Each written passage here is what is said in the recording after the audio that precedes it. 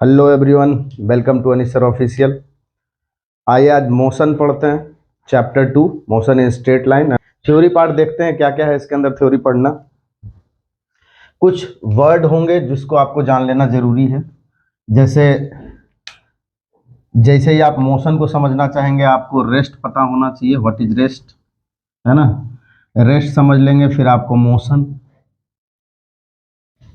और इन दोनों, चाहे रेस्ट की बात करें चाहे मोशन की बात करें, इन दोनों को समझने के लिए एक जरूरी चीज है जिसको हम बोलते हैं पोजीशन।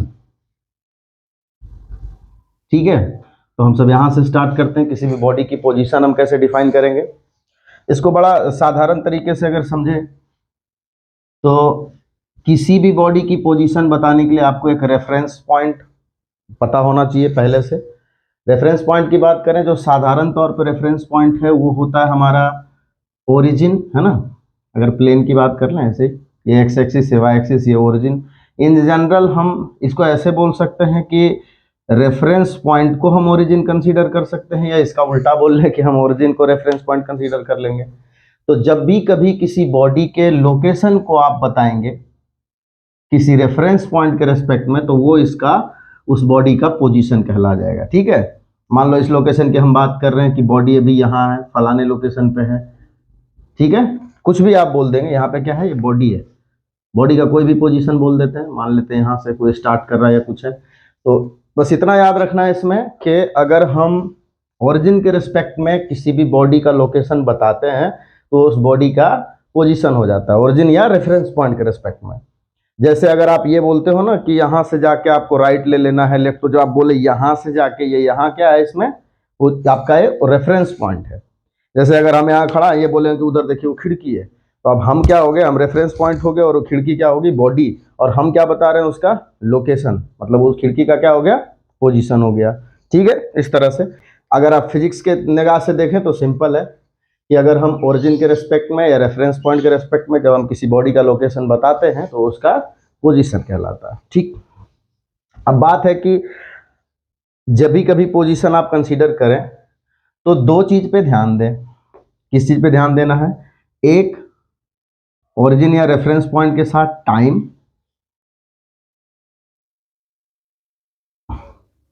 और दूसरा, हालांकि ये ज्यादा बोला नहीं जाता लेकिन ध्यान में रखना है इस चीज को भी, टाइम का और अपने आसपास जो कुछ है, यानी आपका सराउंडिंग का, है ना। टाइम का और सराउंडिंग का, इस दोनों वर्ड को ध्यान से रखिएगा। क्योंकि देखिए, अगर आपका बॉडी कहीं पे एग्जिस्ट करता, हम यहाँ हैं, तो हमारे आसपास कुछ ना कुछ है, ये सब हमारा क्या हुआ, सराउंडिंग हो गया।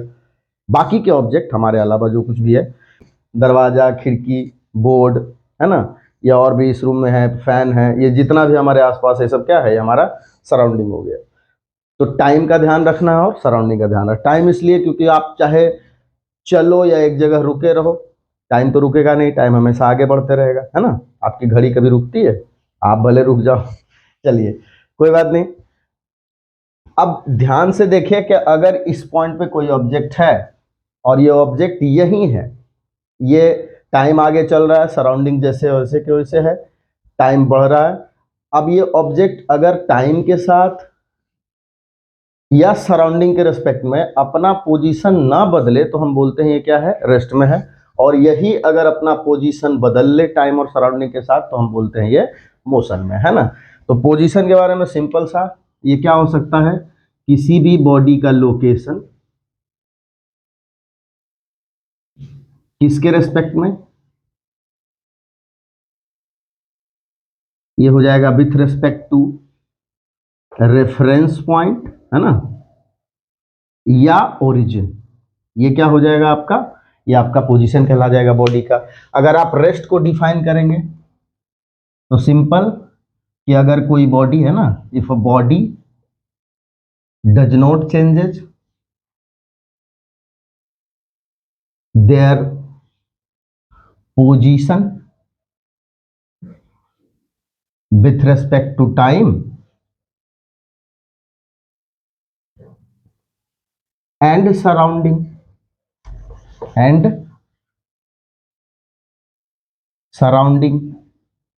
then it is at rest. और इसी तरह से अगर मोशन के बारे में बात करें,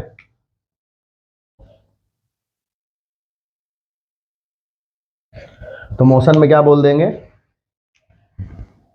इफ अ बॉडी चेंजेज, है ना, बस थोड़ा सा फर्क लिखना है, यहाँ डज नॉट चेंजेज लिखे, ये चेंज करेगा अपना position, changes their position with respect to time and surrounding, then it is called in motion, yeah, then it is in motion.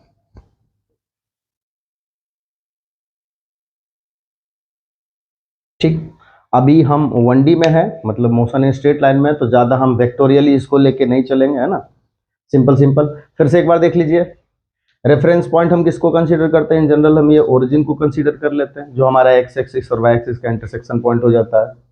जब भी किसी बॉडी के पोजीशन को ऑब्जर्व करना है तो क्या ऑब्जर्व करना है, ऑब्जर्व करना है टाइम के रेस्पेक्ट में और सराउंडिंग के रेस्पेक्ट में, है ना। अगर पोजीशन चेंज नहीं हो रहा हो टाइम के रेस्पेक्ट में और सराउंडिंग के रेस्पेक्ट में, तो ये बॉडी रेस्ट पे है, और अगर टाइम और सराउंडिंग के रेस्पेक्ट में ये इसके पोजीशन में कोई चेंज आ रहा है तो बॉडी मोशन में है। सिंपल है। अच्छा, अब यहाँ ध्यान देखिएगा, डायग्राम पे ध्यान से देखिएगा, है ना।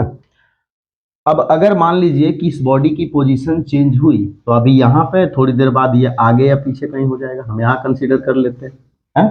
अब बात समझिएगा, अगर हम इस बॉडी की पोजीशन बताएं तो इतना तो समझ में आ गया कि पोजीशन यहाँ पहले था, बाद में यहाँ है। कुछ भी टाइम आप कंसीडर बोल सकते हैं कि लीजिए यहाँ पे किसी t1 टाइम पे यहाँ है और t2 टाइम पे यहाँ है, इसका मतलब टाइम भी चेंज हुआ और बॉडी का पोजीशन भी चेंज हुआ। अच्छा, अब यहाँ से वहां तक, यानी पोजीशन ए से पोजीशन बी तक जाने में कितने तरह के पाथ पॉसिबल हो सकते हैं, है ना। ढेर सारे तरीके के हम बहुत सारे इसमें बना सकते हैं। ऐसे हम अगर 2 पॉइंट कंसीडर कर लें तो किसी भी तरह का पाथ आप ले सकते हैं कि ये है, ये है, ये है, कोई भी है ना, इस तरीके से, मतलब इनफाइनाइट नंबर ऑफ पाथ है, सीधा जा सकता है, ऐसा दुनिया भर का पाथ है, अगर आप एक पॉइंट से दूसरे पॉइंट तक किसी बॉडी का पोजीशन चेंज करते देखें तो। लेकिन अगर इसको हम कैटेगराइज करें तो इसके 2 कैटेगरी बन के आएंगे, है ना। एक होंगे कि ये रेस्ट, सॉरी, एक होंगे कि एक सीधा सीधा ऐसे स्ट्रेट चला जाएगा, और दूसरा जितने भी पाथ ये सब दिख रहा है आपको आड़ा टेढ़ा, मतलब कर्व, है ना। तो 2 तरह के पाथ पॉसिबल हैं, एक कर्व पाथ पॉसिबल है और दूसरा स्ट्रेट पाथ, या इसको हम सब साधारण तौर पे बोल देते हैं कि ये शॉर्टकट पाथ है। क्या है, स्ट्रेट पाथ या शॉर्टकट पाथ है। 2 तरह के पाथ पॉसिबल हुए। अच्छा, अब अगर यहां से यहां तक जाने के 2 पाथ हैं, एक ऐसे स्ट्रेट और दूसरा एक ऐसा एक टेढ़ा वाला बना देते हैं, ठीक। अब साधारण जीवन में जब भी हम कभी चलते हैं तो सीधा तो चलना पॉसिबल है नहीं, कितना देर सीधा चलेंगे। हाँ, प्लेन वगैरह के लिए थोड़ा सा पॉसिबल हो जाता है, लेकिन प्लेन भी चलेगा तो एजम्पशन है, लेकिन पहले आप ऊपर जाएंगे, फिर ऐसे ऊपर ऐसे निकलेंगे, फिर नीचे लैंड करेंगे, तो प्लेन भी पूरी तरह से स्ट्रेट नहीं चलता, लेकिन हाँ चलो कुछ देर तक स्ट्रेट चलता है। इसीलिए हम बोल सकते हैं कि हमारा जो लाइफ में जो रियलिटी है, इसको ऐसे बोल सकते हैं, जो एक्चुअल पाथ है हमारा, वो ये है ना, ये है हमारा एक्चुअल पाथ। कौन सा, ये आड़ा टेढ़ा वाला। आप खुद सोचिए, साइकिल से जा रहे एकदम ऐसे पकड़ के चलें क्या, कि सामने जो आएगा ठोक के निकल जाएंगे, नहीं ना। ये हमारा एक्चुअल पाथ है, आपको एडजस्ट करना पड़ता है, आगे कोई ऑब्जेक्ट आ गया, चल रहे हैं, थोड़ा साइड से निकलना पड़ता है ना। और ये जो है, ये है शॉर्टकट है, ये हर समय काम नहीं आता है, ये शॉर्टकट पाथ है, ये वाला पाथ है शॉर्टकट, या बोल सकते हैं शॉर्टेस्ट पाथ। तो 2 तरह के पाथ हो गए, एक हो गए एक्चुअल पाथ, दूसरे हो गए शॉर्टेस्ट पाथ। तो 2 तरह के पाथ हो गए, एक एक्चुअल पाथ और एक शॉर्टेस्ट पाथ। इसी के बेसिस, अच्छा एक चीज और लोग सोचते हैं कि इसमें डायरेक्शन नहीं है, इसमें भी डायरेक्शन है ना, इस तरीके से डायरेक्शन है, लेकिन इसमें ये बोल सकते हैं कि कोई यूनिक डायरेक्शन नहीं है, ठीक है। एक्चुअल पाथ के पास कोई यूनिक डायरेक्शन नहीं है, जबकि शॉर्टेस्ट के पास एक ही डायरेक्शन है, जिधर चल रहे हैं बस उसी डायरेक्शन में चलते जाएंगे। इसके बेसिस पे 2 बड़े इंपॉर्टेंट वर्ड आते हैं जिसको डिफाइन करना जरूरी होता है। One is distance and another is displacement.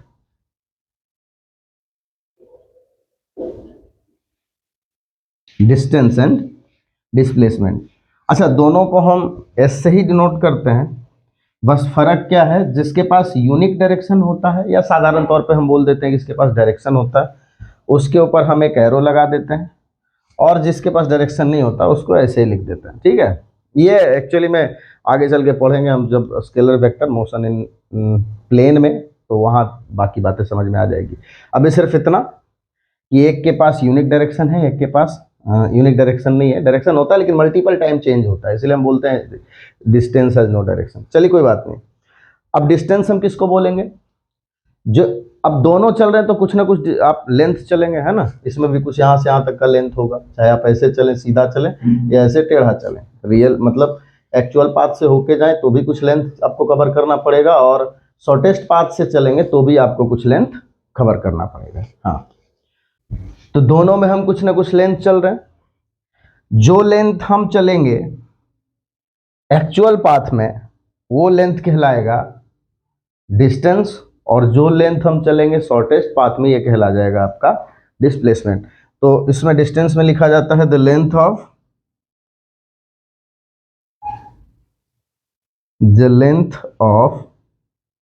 Actual path is called a distance, is called a distance. और यहां पे क्या लिखेंगे हम, यहां लिखेंगे the length of shortest path.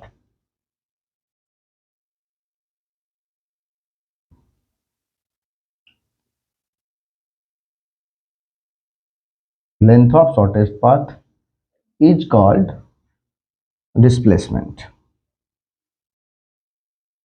ठीक,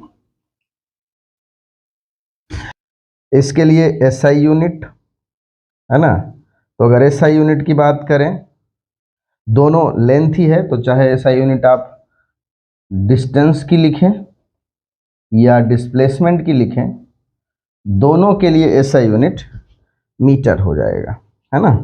साधारण तौर पे हम एम लिख देते हैं।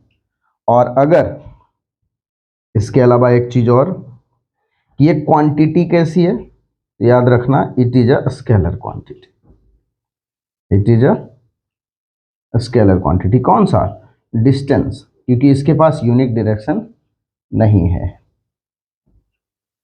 और इसकी बात करें तो it is a vector quantity, क्योंकि इसके पास यूनिक डायरेक्शन है। वेक्टर को और डिटेल में हम पढ़ेंगे, है ना, वेक्टर को और भी डिटेल में पढ़ेंगे मोशन इन अ प्लेन में। अभी के लिए बस इतना है, ठीक है। इसमें हो सकता है आपको भी छोटा दिखे, हम कोशिश करेंगे थोड़ा बड़ा बड़ा लिखने की। आप हम ये बोलते हैं कि आप लगातार पहले समझो, सुनो क्या बोल रहे हैं, उसके बाद आप इस चीज़ को स्क्रीनशॉट ले लेना, बाद में नोट्स बनाते रहना, ठीक है। तो ले लो आप स्क्रीनशॉट। इसके बाद दो चीज, स्पीड और वेलोसिटी। सबसे पहला स्पीड को देख लेते हैं अच्छे से, है ना। स्पीड,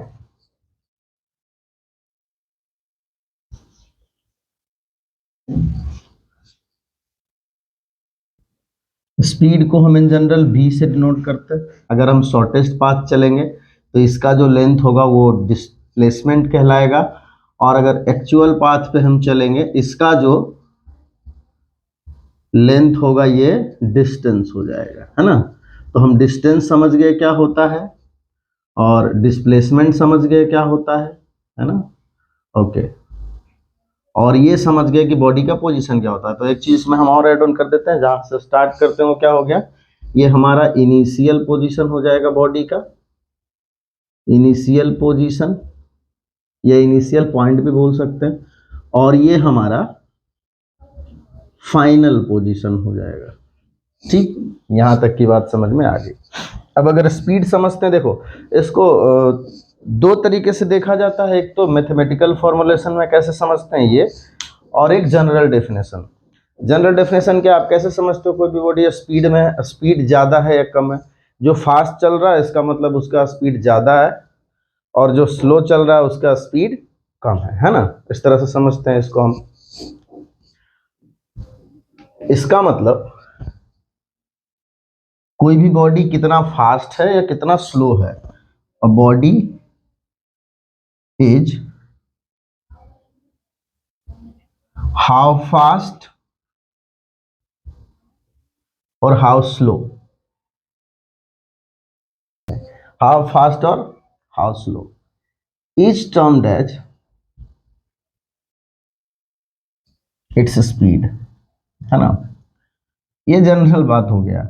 अब अगर इसको हम एक मैथमेटिकल फॉर्म में देखना चाहें कि स्पीड को मैथमेटिकली कैसे समझना, तो सिंपल सी बात है, कुछ टाइम में बॉडी का अपना एक कुछ डिस्टेंस कवर हुआ होगा, है ना। जैसे बोले थे कि T1 टाइम पे यहाँ से चला, T2 टाइम पे यहाँ पहुंच गया, तो यहाँ से यहाँ तक चलने में कुछ टाइम लगा, है ना, और कुछ डिस्टेंस ट्रेवल करा। अब इसको एक नोटेशन से हम इस्तेमाल कर लेते हैं। मान लेते हैं अगर T टाइम में बॉडी S डिस्टेंस कवर करा, तो यूनिटरी मेथड से ये कर सकते हैं कि यूनिट टाइम में बॉडी कितना डिस्टेंस कवर करेगा, S/T।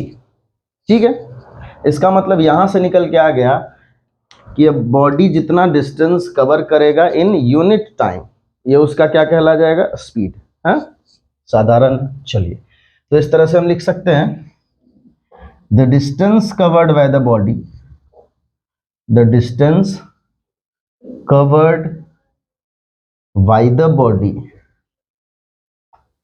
in unit time, in unit time।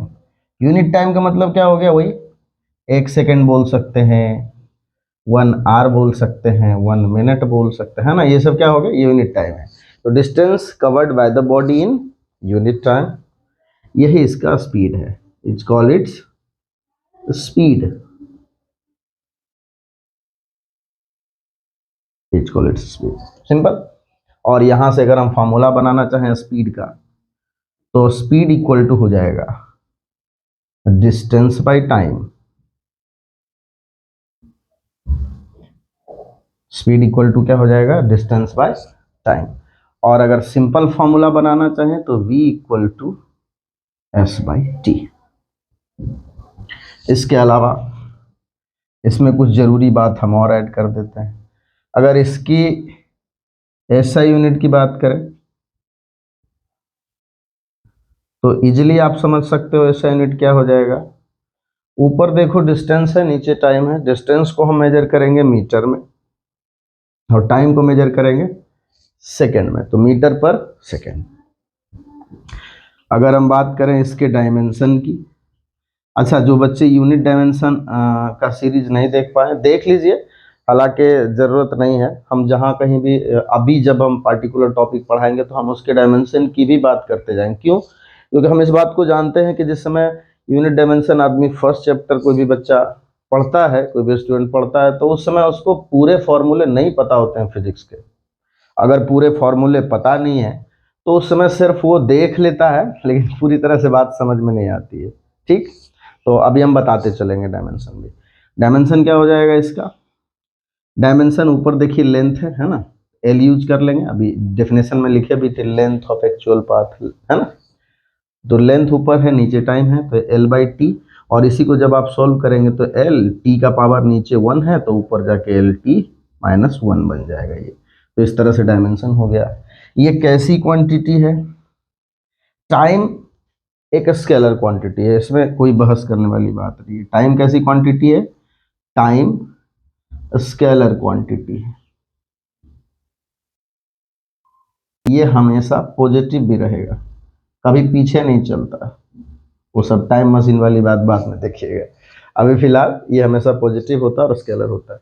तो डिस्टेंस भी स्केलर है, टाइम भी स्केलर है ना। तो ये कैसी क्वांटिटी हो जाएगी, स्पीड एक स्केलर क्वांटिटी हो जाएगी। It is a scalar quantity.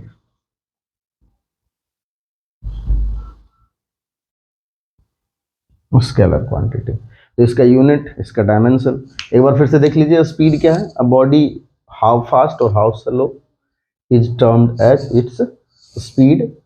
और मैथमेटिकली अगर हम इसको देखें तो क्या हो सकता है, the distance covered by the body in unit time. Unit time का मतलब क्या हो जाएगा, 1 सेकेंड हो सकता है, 1 आवर हो सकता है, 1 मिनट हो सकता है ना, 1 ईयर हो सकता है, 1 मंथ हो सकता है, जो भी आपको कैलकुलेशन के अंदर टाइम गिवन है, यूनिट टाइम देख लेना। हालांकि अगर ऐसा यूनिट की बात करें तो आपको डिस्टेंस मीटर में रखना है और टाइम हमेशा सेकंड में रखना है, तो यूनिट भी बन जाएगा इसका मीटर पर सेकंड, कोई बात नहीं। अगर टाइप की बात करें स्पीड की, ये स्पीड कितने टाइप के होते हैं, टाइप्स ऑफ स्पीड, तो ये साधारण तौर पे दो तरह के होते हैं। एक यूनिफॉर्म स्पीड, अच्छा कुछ बच्चे देखे होंगे यूनिफॉर्म मोशन और नॉन यूनिफॉर्म मोशन, तो वो स्पीड के बेसिस पे ही बताया जाता है, वो इसी में हम चर्चा करते हैं। यूनिफॉर्म स्पीड या यूनिफॉर्म मोशन की बात कर लेंगे। और जो दूसरा इसका टाइप है वो है नॉन यूनिफॉर्म।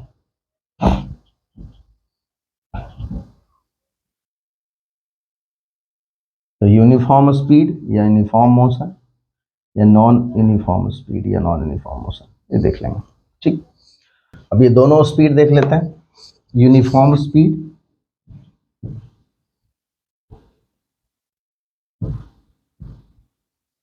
ये क्या है ना।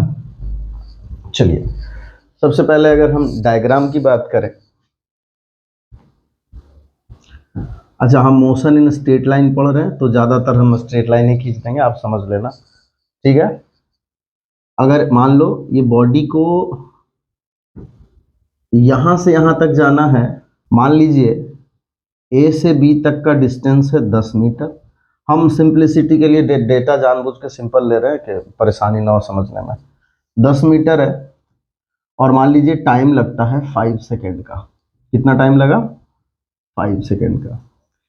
ये डिस्टेंस मान लीजिए है 20 मीटर और जो टाइम लग रहा है वो कितना है? वो 10 सेकेंड का। यहां से यहां तक का मान लेते हैं डिस्टेंस 30 मीटर है और टाइम लग रहा है 15 सेकेंड का। ठीक, अब इन सब में आप क्या करो, आप s बाई टी का रेशियो निकालो, s और t का। इसको जब आप काट दीजिएगा ये कितना आ गया? 2 मीटर पर सेकेंड। अच्छा इस पार्ट में देखिए, इस पार्ट में भी जब आप s बाई टी का रेशियो निकालिएगा तो यहाँ भी कितना? 20/10 कट कर दीजिए तो कितना हो जाएगा? 2 मीटर पर सेकेंड। यहाँ भी जब आप s बाई टी का रेशियो निकालिएगा तो 30/15 कट कीजिए, कितना आ जाएगा? 2 मीटर पर सेकेंड। इसका मतलब ये हुआ कि जब ये बॉडी ए से बी तक चल रहा था या बी से सी तक चल रहा था या सी से डी तक चल रहा था, इसके स्पीड में कोई चेंज नहीं आया। 5 सेकेंड में 10 मीटर, यहाँ पे भी अगर 10 सेकेंड में 20 मीटर चला इसका मतलब 5 सेकेंड में 10 मीटर, यहाँ 15 सेकेंड में चला 30 मीटर, इसका मतलब 5 सेकेंड में 10 मीटर। तो कुल मिला के बात ये हुआ कि बॉडी इक्वल डिस्टेंस चल रही है इन इक्वल इंटरवल ऑफ टाइम। यही इसका डेफिनेशन भी बन जाता है ना। देखिए क्या लिखे, if a body covers equal distance in equal interval of time,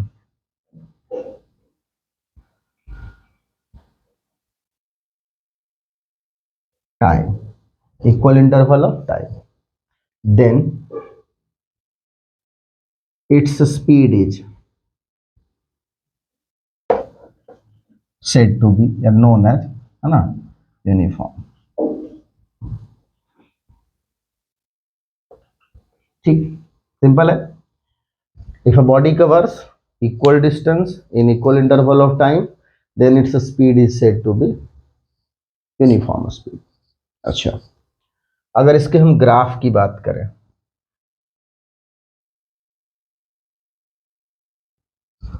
हम एक काम करते हैं कि एक्स एक्सिस की तरफ हम ले लेते हैं टाइम को, जो कि हम लेंगे सेकंड में,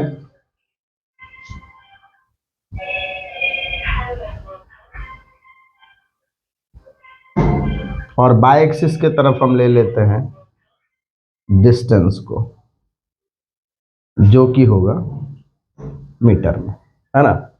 और ये आपका ओरिजिन है। 5, 10, 15, 20। आप समझो इस बात को, क्या आएगा? Straight line. ये ग्राफ किसको रिप्रेजेंट करता है? ये ग्राफ यूनिफॉर्म स्पीड को रिप्रेजेंट करता है। ठीक, अब खास बात इसमें क्या है, एक तरीका और समझ लो। देखो, यहाँ का एंगल कुछ हम मान लेते हैं, ये एंगल फिक्स है, ठीक है। अगर कभी बोल दे यहाँ पे कि जो, अच्छा ये ग्राफ कौन सा है? ये डिस्टेंस टाइम ग्राफ है ना। ये क्या है? डिस्टेंस टाइम ग्राफ है। अगर इस ग्राफ को आप अच्छे से समझो तो यहाँ जो डिस्टेंस है और जो टाइम है, ये दोनों क्या है? एक दूसरे के प्रोपोर्शनल है ना। यहां से अगर प्रोपोर्शनलिटी आप हटाओ तो एक कांस्टेंट आएगा, तो लिख सकते हैं डिस्टेंस एक कांस्टेंट आएगा इनटू टाइम। और इसको जब आप आगे बढ़ा दो तो क्या लिख सकते हैं? डिस्टेंस बाय टाइम, ये एक कांस्टेंट होगा। ठीक, तो आप इस तरीके से भी याद रखिएगा कि अगर कभी ऐसा हो कि पार्टिकुलर आप ए से बी तक का निकाल रहे हैं, बी से सी तक का, मतलब अलग अलग पार्ट के लिए आप निकाल रहे हैं मोशन में, और डिस्टेंस और टाइम, डिस्टेंस और टाइम का जो रेशियो अगर कांस्टेंट आ रहा है, तो ये किसका निशानी है? ये यूनिफॉर्म स्पीड का निशानी है ना। आप पहचान जाओगे कि कैसा स्पीड है इसका, यूनिफॉर्म स्पीड। यूनिफॉर्म के लिए आप कांस्टेंट वर्ड भी बोल सकते हो, कांस्टेंट स्पीड भी है, कोई दिक्कत नहीं है, ठीक है। इसके बाद just non uniform speed. Non uniform speed,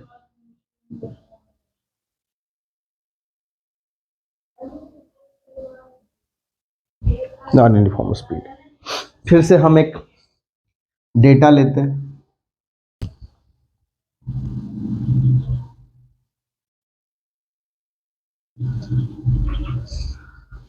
अब मान लो ये 10 मीटर है, ए से बी तक का डिस्टेंस, और यहाँ टाइम लगता है मान लीजिए 5 सेकेंड। ठीक है, टाइम कितना ले लिए? 5 सेकेंड। अगर यहाँ भी हम टाइम लेते हैं 5 सेकेंड और बॉडी डिस्टेंस चल जाता है 20 मीटर, यहाँ भी हम टाइम ले लेते हैं 5 सेकेंड और बॉडी कितना चल लेता है? 30 मीटर। अब खास बात क्या है, यहाँ आप अलग अलग पार्ट में, मोशन के अलग अलग पार्ट में बॉडी का जब आप स्पीड यहाँ निकालोगे तो ये 10/5 2 मीटर पर सेकेंड आ जाएगा। इस पार्ट में जब आप निकालोगे तो 20/5 4 मीटर पर सेकेंड आ जाएगा। यहाँ जब आप निकालोगे तो 30/5 6 मीटर पर सेकेंड आ जाएगा, है ना। तो यहाँ क्या है, ये अलग अलग पार्ट में बॉडी का स्पीड डिफरेंट है। वहाँ क्या था पिछली बार, चाहे हम किसी भी इंटरवल में बॉडी का स्पीड निकाल रहे थे तो स्पीड सेम आ रहा था, और यहाँ क्या है? डिफरेंट है। तो इसी तरह से हम बोल सकते हैं, अगर किसी बॉडी का स्पीड अगर वेरिएबल है, वो बढ़ रहा है या घट रहा है ना, अलग अलग मोशन के पार्ट में अगर बॉडी का स्पीड अलग अलग आ रहा है तो उसका स्पीड कैसा है? नॉन यूनिफॉर्म है, ठीक है, या वेरिएबल, वेरिएबल भी इसको हम बोलते हैं। नॉन यूनिफॉर्म स्पीड को वेरिएबल स्पीड भी बोलते हैं।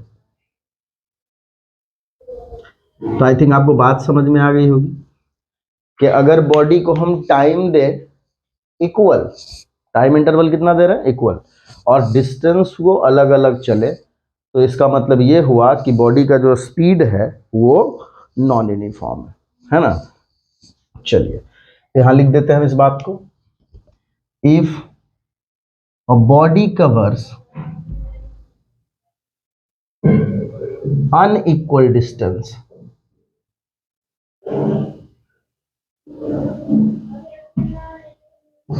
in equal interval of time, then its speed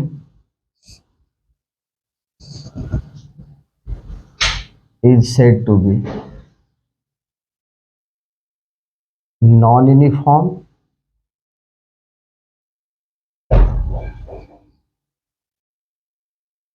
speed or variable speed।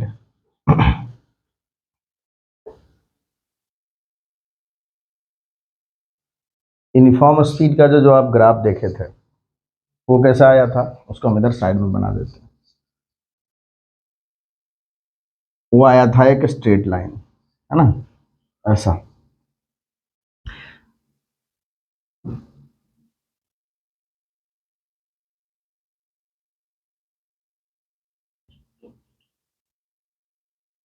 ये यूनिफॉर्म स्पीड का ग्राफ था।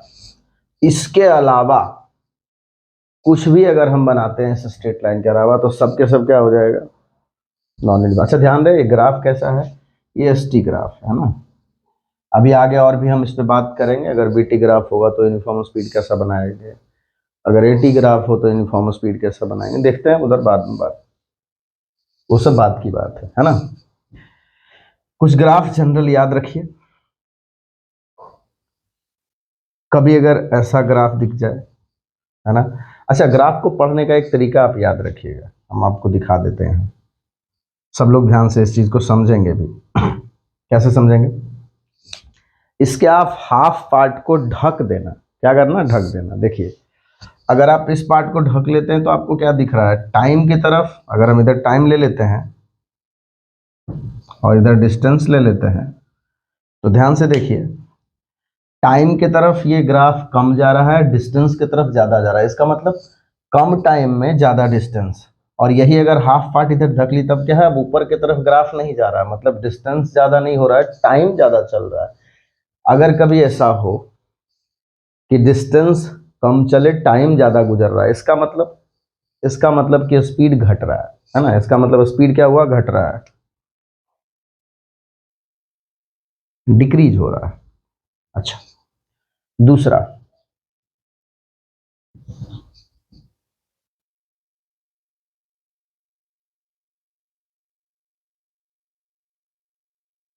अगर हम ऐसा बना दें,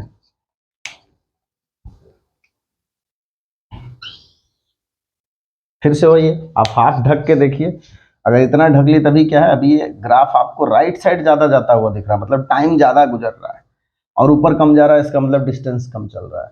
लेकिन अगर इसके हाफ पार्ट इधर ढक लें और अब फाइनल इधर वाला देखें, राइट साइड वाला ग्राफ देखें, तो अब क्या है, ये टाइम की तरफ कम चल रहा है, किधर चल रहा है, डिस्टेंस की तरफ। इसका मतलब ये हुआ कि टाइम कम लग रहा है और डिस्टेंस ज़्यादा चल रहा है, मतलब इसका स्पीड यहाँ इंक्रीज हो रहा है, इसका स्पीड इंक्रीज हो रहा है। अच्छा,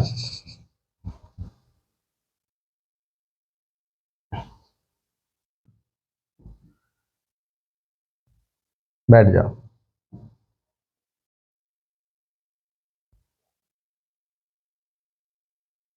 ठीक, इसके बाद कुछ इस तरह से हो जाए, स्लाइडली ऐसे घटे बढ़े, ये भी क्या है, ये घट भी रहा है, बढ़ भी रहा है।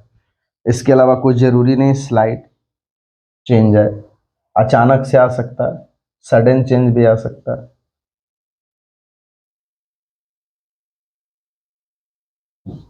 ठीक, इस तरीके से कुछ बढ़ा, फिर कुछ देर स्पीड कांस्टेंट रह गया, थोड़ा घट गया, फिर बढ़ गया, तो इस तरीके का सडन चेंज वाला भी आएगा। तो भी और भी ग्राफ हैं पॉसिबल, लेकिन आपको ये दोनों थोड़ा याद रखिएगा। और ये सब के सब जो ग्राफ हम बना रहे हैं, यहाँ जितने भी ग्राफ हैं ये सब के सब नॉन यूनिफॉर्म स्पीड को शो कर रहे हैं। मतलब या तो स्पीड घट रहा है या तो बढ़ रहा है, किसी रेट से घट बढ़ रहा है, या बिना किसी रेट के अप डाउन, है ना, अचानक से बढ़ गया, अचानक से घट गया, सडन चेंज हो जाए, तो भी क्या है, ये नॉन यूनिफॉर्म स्पीड है। और इसकी खास बात यह है कि यहाँ स्पीड कांस्टेंट है, इसमें यूनिफॉर्म वाले में यहाँ पे स्पीड क्या है, कांस्टेंट है। तो आप इस तरह से भी बोल सकते हैं, यूनिफॉर्म स्पीड का मतलब कांस्टेंट स्पीड, अगर नॉन यूनिफॉर्म की बात करें तो उसको हम वेरिएबल स्पीड। तो आई थिंक 4 वीडियो इसमें थ्योरेटिकली आएगा, और देखते हैं, सवाल वाला वीडियो तो भी नहीं बन पा रहा, लेकिन हम कोशिश करेंगे जल्दी से लेके आने के लिए, जिसमें नीट का पीवाईक्यू और जेईई का पीवाईक्यू लेके चलेंगे। ठीक है, थ्योरी हम एनसीईआरटी के हिसाब से ही लेके चलेंगे। ठीक है, चलिए कोई बात नहीं, मिलते हैं अगली वीडियो में, तब तक आप सबका वीडियो देखने के लिए धन्यवाद।